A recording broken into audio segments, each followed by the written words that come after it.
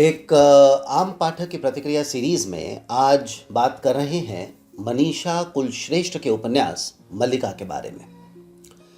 इस उपन्यास की जो टाइमलाइन है वो 1850 से 1885 के आसपास की है। यानी आज से करीबन 135, 150, 170 साल पहले, करीबन उस समय की जब देश का राज रानी विक्टोरिया ने कंपनी बहादुर से अपने हाथ में ले लिया। उस समय की जब भारत में नवजागरण का जोर था। ईश्वर चंद्र विद्यासागर, बंकिम चंद्र चटर्जी, टैगोर, नहीं खैर टैगोर तो बच्चे रहे होंगे उस समय, आदि का समय था। उस समय में एक और रंगीन शख्सियत थी जिसको हिंदी लिटरेचर और हिंदी थिएटर का फादर भी कहा जाता है, भारतेंदु हरीशचंद्र। 1850 में पैदा हुए, 1885 तक यानी कुल 34 साल की अल्पायु में खूब जीकर, हिंदी को खूब देकर और अपना लगभग सब कुछ लुटाकर इस दुनिया से चले गए। कहते हैं संस्कृत, मराठी, बांग्ला, गुजराती, पंजाबी, उर्दू, इनके साथ साथ कुछ और भी भाषाएं थीं जिन पर उनको महारत हासिल थी। उसी समय के एक और काफ़ी प्रसिद्ध लेखक थे, सितारे हिंद, उनके साथ खूब बनती थी भारतेंदु के। शिष्य भाव से उनके वहाँ जाते भी थे। ये भी सुना है, आसान भाषा में बोल रहा हूँ विद नो ऑफेंस, कि भारतेंदु साहब के बहुतेरे एक्स्ट्रा मैरिटल अफेयर्स भी थे।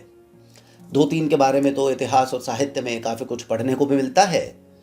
इन रिलेशनशिप्स में से एक था बाल विधवा बंगाल से बनारस आ बसी मल्लिका के साथ, और यह उपन्यास उन्हीं लेडी मल्लिका पर आधारित है।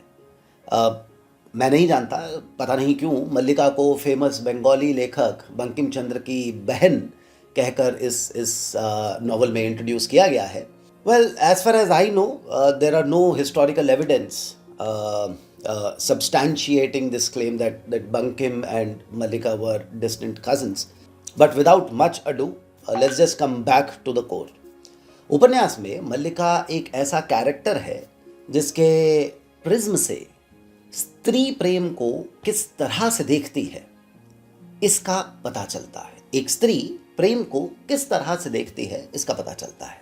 So now that the context is set, let me start with our most protruding impression after the readout. Well, it's a love story, irrespective of whatever the world is saying, whatever the literary world is saying. We announce from our limited understanding that it's a love story with classic aroma of Bengali literature.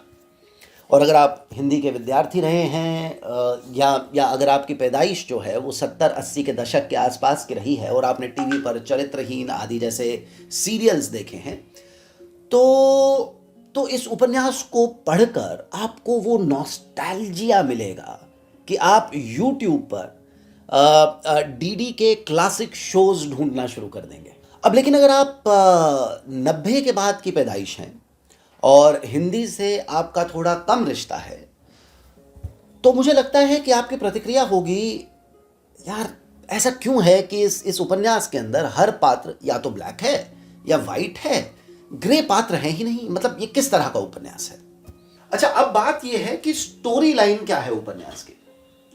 तो उपन्यास के दो केंद्रीय characters जो हैं वो है मल्लिका और भारतेंदु। बचपन में ही ब्याह दी गई और युवा होने से पहले विधवा हो गई मल्लिका पढ़ना चाहती है, पिता पढ़ाते भी हैं। एक दूर का भाई है या शायद मामा, अभी ठीक से याद नहीं आ रहा है, लेकिन एक दूर का कोई रिश्तेदार भी है जो पूरी मदद करता है मल्लिका की पढ़ाई में। But overall circumstances are such that she is forced to take a decision wherein she decides to leave Bengal and come to Banaras. अब बनारस में मल्लिका जहां रह रही है उसके पड़ोसी हैं भारतेंदु। इससे पहले कि उनकी प्रेम कहानी शुरू करें, just like in most Bengali novels, यहां भी मल्लिका की एक बड़ी बहन है जिसकी शादी हुई और वो सुख से है। दुनिया के सारे दुख असल में मल्लिका के हिस्से ही हैं, and there is a deliberate satire in the last sentence, and I'm sure that young readers will agree and will relate to this satire if they decide to pick up this novel and start reading. उपन्यास में मल्लिका और उसकी बहन के बीच में there are letter exchanges, कुछ पत्राचार है, और वो वाला जो पार्ट है वो बहुत इंट्रीगिंग और एब्जॉर्बिंग है, वो आपको पढ़ना चाहिए. खैर, Bharatendu, and we say this, whatever we're going to say now, with utmost care and caution. This is our impression of the character that we read in the novel Bhartendu, rather than the public figure. Bhartendu is the real Casanova of the novel.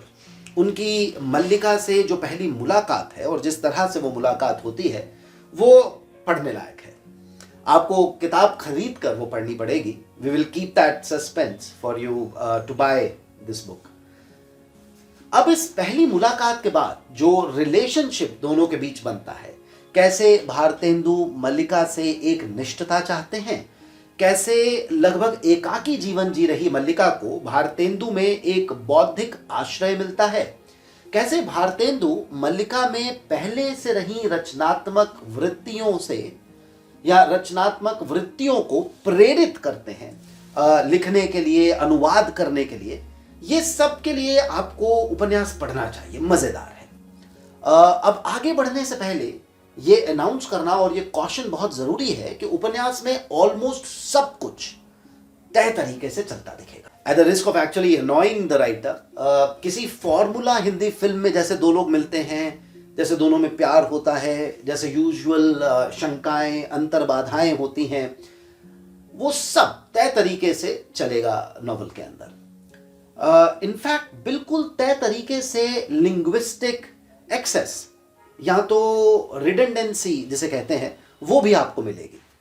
हमारा अपना personal opinion है कि ये linguistic access जो है ये एक तो शायद इसलिए है कि ये प्रणय प्रेम की कथा है, दूसरा इसलिए कि शायद ये पीरियड बेस्ड कथा है, इसलिए भी हो सकता है कि राइटर जो है वो बंगाली नॉवेल्स के प्रभाव में है. But having said all of this, अगर आप कुछ ऐसा पढ़ना चाहते हैं जो मिथिकल, थिएट्रिकल, ड्रामेटिक भाषा में हो, या आप कुछ ऐसा पढ़ना चाहते हैं जिसमें प्रणय प्रेम की दैहिक और भावनात्मक सत्य की एटर्निटी हो, तो फिर ये उपन्यास आपको एक शानदार उपन्यास लगेगा. हमने आज बात की मनीषा कुलश्रेष्ठ के उपन्यास मल्लिका के बारे में. धन्यवाद and enjoy.